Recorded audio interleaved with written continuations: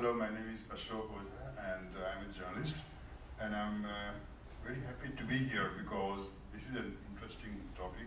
I don't really come across in community events, which I cover all the time. I have been a student of sociology, and I'm proud of my ancestry of being Hindu and our religious ancestors who gave us Bhagavad Gita and Veda and Upanishad. But I also know that when I came here, there was not much education given to me back home in India about my own proud history and literature. And I learned here how grand our architect, how grand is our music from the scholars in Western countries who wrote about Indian achievements. And I know that if you Google Bhagavad Gita, you'll find 25,000 translations done here in the Western countries, and it's taught in as textbooks, as Dr. Swami may testify. I am really enlightened to hear a very different perspective on globalization and also war and peace. However, in this discourse, a number of things are missing, and I would like to connect with the concern that Andrew put forward, and also our friend Upendraji has brought to us. India has been free for 60 years, and you reminded us that there is a real danger of majority multinational so-called religion transforming and converting the people, which is nothing new. And when I was a child, I'm a youngster, I wanted to go to a college, and I come from a Brahmin family, and I had no help. My father was a teacher, and one thing that I was told is there is a college in Ranchi in Bihar that's called St. Xavier's College. St. Xavier's College was the best college in that part of the world, which was giving direct education upliftment to tribal people. When I went there, by the way, St. Xavier's College, I'm just giving an example, the role of non-Hindus in developing our own culture. Father Kamil Bulke from Belgium, he has been a lifelong worker, missionary in India, and he wrote the best dictionary from English to Hindi. And when I went to St. Xavier's College, I found Father Kamil Bulke talking to a tribal boy who didn't know English. And I went to other colleges, Patna Science College, other colleges. It was so hard to find a teacher who might be Hindu to talk to me. Nobody was addressing me what the problems are. I'm making this point here is that it's easy to say that they are going to Nagaland trying to change the state into a nation.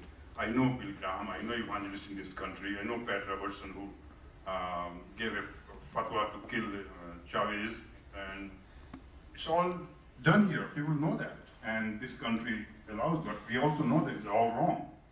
We have learned in this country the value of freedom of religion. We also have learned the importance of diversity, which is really missing in the educational and political discourse in our country, my native country, in India.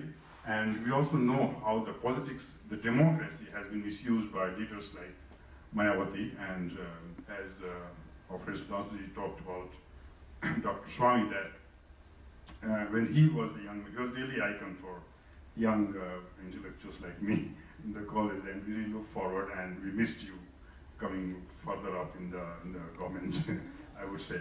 So the point I'm trying to make, I'm sorry, let me come to the question. My question is this: don't you think that the system which you have adopted in India has been really responsible to keep a vast portion of people aside, and also that the question of Maoist insurgency is far much more greater than the religious missionaries, which is increasing all over, and there is no real concern to face that. And how do you face that? Because you have to check the poverty problem. I think the first question is on the history of Indian education. There are two very important works that you should look at. One is Macaulay. A lot of people here know about Macaulay, who made speeches in the 1830s in the British Parliament saying that the only way to break the back of these people is to deny them education in their traditional way. And we have to bring in English style, British style education to build an army of civil servants who will be brown people, but looking up to the whites, looking up to us as superior people, subservient, to build a whole class of civil servants to work for the British. You look on the history of Macaulay, and a whole movement to change India's education system began. And that education system was to create babus, people who can't think for themselves, people who just basically be subservient and not creative and imaginative, and this whole idea of a fixed syllabus and exam where you mug up and you pass and you don't learn to think for yourself. This was adopted at starting from that time. And after independence, the Indian government, Gandhi had a different model. Gandhi wanted to go back to the traditional Indian model and go back to empowerment of villages. And it was Nehruvian competing model which won, which was to bring more Fabian socialism from England and British European style into the education system. So actually after the independence of India, India didn't go back to its traditional roots to change its education system, but made it even more Europeanized. There was a man called Dharampal, who was one of the last remaining Gandhians. He just died 2 years ago. And he wrote a very good book called The Beautiful Tree. If you search that, The Beautiful Tree by Dharampal, he gives you the history of what happened in the 1800s to India's education system using British records. So the British sent people every 10 years to do a survey on Indian education and how well is our re-engineering and doctoring of that system doing.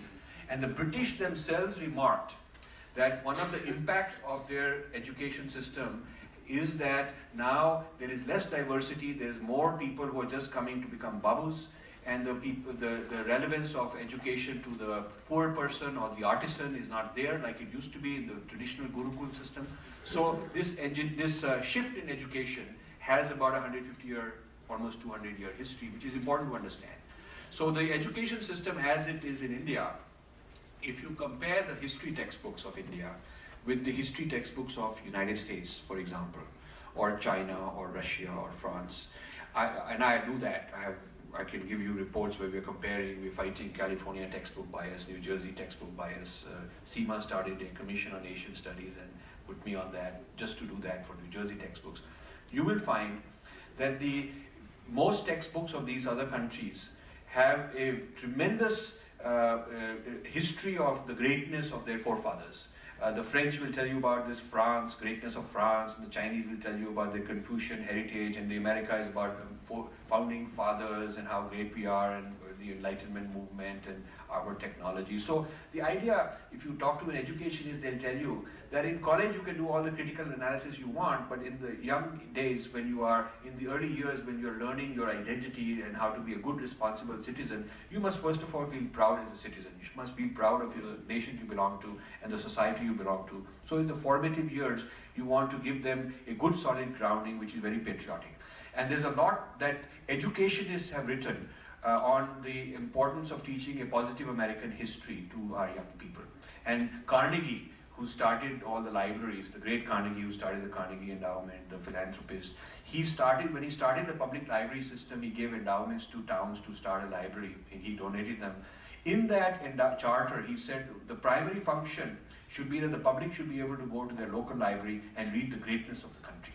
And there should be a lot of books on history and our presidents and our wars and all that kind of stuff. So now this is lacking in India. There is almost a kind of an abuse of the nation. You will find still Gandhi is great and Gandhi's greatness is mentioned, but you will find a very mixed up account of Indian history in Indian textbooks. This is why people who are products of the Indian education system are very mixed up about our own sense of history, and we are not taught a whole lot about our own culture and our own tradition. The way in most other countries, there's a lot of emphasis on teaching you that. So this problem that you mentioned is an absolutely serious problem. This is a very true problem, it's a very serious problem, there's a history to it, but we don't want to just sit here and blame the past, we have to now do something about it. So this is where probably if I were to influence one branch of government, if I could, it would be the HRD ministry. Because the HRD ministry lays the foundation for education. I wrote that we should include yoga in K through 12 in India. Rejected by the HRD because we are secular. Can you believe that yoga is considered a violation of secularism in India? It is. It is. You will find a lot of people complaining that, you know, yoga comes, God no forbid, they might say Om, who knows, we're not supposed to say that. I mean, you have all that stuff, real hang-ups about who we are in India. So to bring yoga into India, I've been organizing conferences bringing Americans to India to talk about yoga, because then the Indians will clap and say, wow, it must be very, very. There was an IIT Kharagpur 50th anniversary. They asked for a grant to do a conference, and the conference they were going to do was on mind science. When I looked at the schedule of speakers and the topics, it was all about Western models of science, Western models of mind, Freud and this and that, and models of mind. So I wrote back to them saying that I'll be happy to fund the conference, but at least one panel should be on Indian models of mind. And the answer I got was, oh, we are not chauvinists, we are not saffron. That was the answer I got. So I got 5 white guys. So I got 5 white guys who were real solid, like you said, so many people have written about Gita in this country. I got 5 of those guys and said, you know, this is your chance to pay back to the mother country from which you got all this knowledge. And what you must do is go to talk to the Indians about their own culture, why it means a lot to you, how you're teaching it in Columbia, how you're teaching it in Cambridge, and give them a sense that it's okay. And so we gave them a grant, and they went to IIT Kharagpur, and they got standing ovations because now it's white guys saying good things about it. This is called the pizza effect. Pizza effect is, you know, pizza was a poor man's diet in Italy. The rich and upper class were ashamed to have pizza because something like dehatis, you know, villages, bumpkins, they eat. Until Pizza Hut turned it into a global cuisine, kind of global now thing, you know. So the Italians felt very proud, you know, our pizza everywhere now. Now you can be kind of into pizza. You can have a pizza in Italy. So this idea of inferiority complex about your own culture, which gets remedied when the dominant world culture brings it back to you. This is known as pizza effect. So one of the ways I'm working to try and bring back traditional knowledge into India is getting white guys to go help me do that. And it works. When we bring 3-4 white speakers who talk about Indian philosophy and Gita, you can get into a place like JNU, and they will accept the guy to speak there.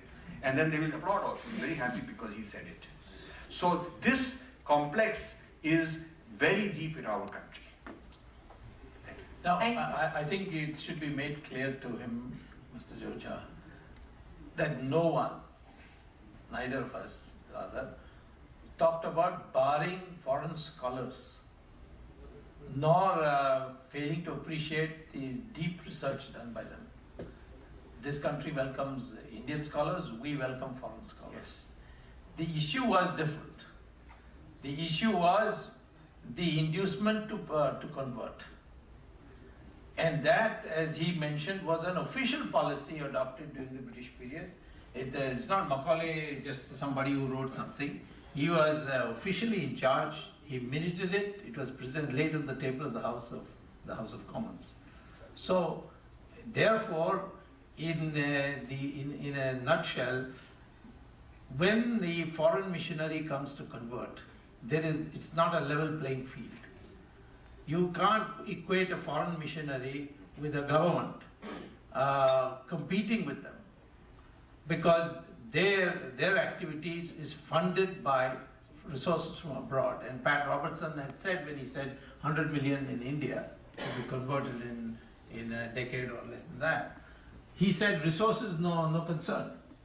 And if you just go to the Home Ministry and get on the right to information, the money that is coming to foreign missionary organizations working in India, you will find the amount staggering, 400 crores, 500 crores a year.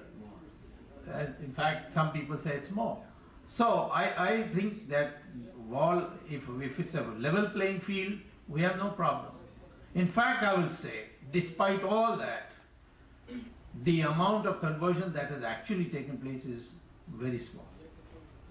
The activity is very large. And that doesn't mean that just because the conversion rate has been small, There has been resistance. After all, for 800 years the Muslims ruled India with the utmost brutality. Then 200 years of Christian rule, still India is 83% Hindu. So I think that now in a free India, conversion is not going to be that large. Perhaps if at all there is any change in demography, it will be from infiltration and the differential growth of rate of population. These are the only two ways in which the ratios can change.